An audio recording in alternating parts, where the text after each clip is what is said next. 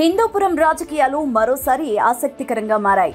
రాష్ట్రంలో ఎంతో ప్రత్యేకత కలిగిన ఈ నియోజకవర్గంలో టీడీపీకి ఎప్పటినుంచో గట్టి పట్టు ఉంది.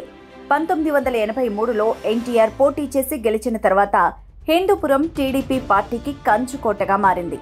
ఆ తర్వాత ఆయన కుమారుడు హరికృష్ణ ఒకసారి, ప్రస్తుతం నందమూరి బాలకృష్ణ 3 సార్లు ఇక్కడి నుంచి గెలవడం ఈ మాటకు నిదర్శనం. తాజాగా ఈ నియోజకవర్గంలో వైఎస్ఆర్ కాంగ్రెస్ పార్టీ నిర్ణయాల తీరుపై విమర్శలు వెల్లువెత్తుతున్నాయి. ముఖ్యంగా పార్టీకి భారీగా పనిచేసిన నవీన్ నిశ్చల్ను బహిష్కరించడం రాజకీయంగా పెద్ద చర్చకు దారితీసింది. ఆయన అనుచరుడు వేణుగోపాల్ రెడ్డిని కూడా పార్టీ నుంచి తొలగించడంతో నాయకత్వం ఎంచుకున్న మార్గం పార్టీలోని అంతర్గత కలహాలకు దారితీస్తుందన్న అభిప్రాయం వ్యక్తమవుతోంది.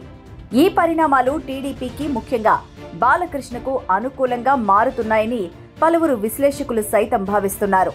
ఇటీవలే వైఎస్ జయంతి సందర్భంగా నవీన్ నిశ్చల్ తాను 2029 ఎన్నికల్లో ఎమ్మెల్యేగా పోటీ చేస్తానని ప్రకటించడంతో దీపిక వర్గం అసంతృప్తిలో ఉంది.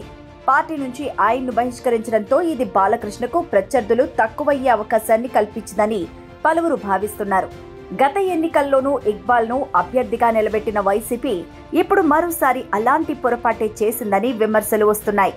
ఇక బాలకృష్ణ తన అభివృద్ధి కార్యక్రమాలతో ప్రజల్లో విశ్వాసం ఏర్పరచుకోవడమే కాక గతంలో వైసీపీ నుంచి వచ్చిన ఇక్బాల్ను పార్టీలో చేర్చిన అనుభవం ఉంది. ఇప్పుడు అదే తరహాలో నవీన్ నిశ్చల్ కూడా టీడీపీ వైపు వస్తారా లేదా ఇతర పార్టీలను ఎంచుకుంటారా అనేది ఆసక్తికరమైన అంశంగా మారింది. జనసేన లేదా బీజేపీ వైపు మొగ్గు చూపినా ఇది వైసీపీకి దెబ్బే అవుతుందని పార్టీ వర్గాలే చెప్తున్నాయి. ఇదిలా ఉంటే హిందూపురం రాజకీయంగా మారుమూల ప్రాంతంలా కనిపించిన నందమూరి వారసత్వం కారణంగా రాష్ట్ర వ్యాప్తంగా దృష్టి సంతరించుకుంది. మరి ఈ నేపథ్యంలో వైసీపీ తీసుకున్న తాజా నిర్ణయాలు ప్రత్యర్థులను తగ్గించేలా మారినందుకు బాలకృష్ణకు ఇది ఓ బంపర్ అవకాశంగా మారిందని రాజకీయ పరిశీలకుల అభిప్రాయం.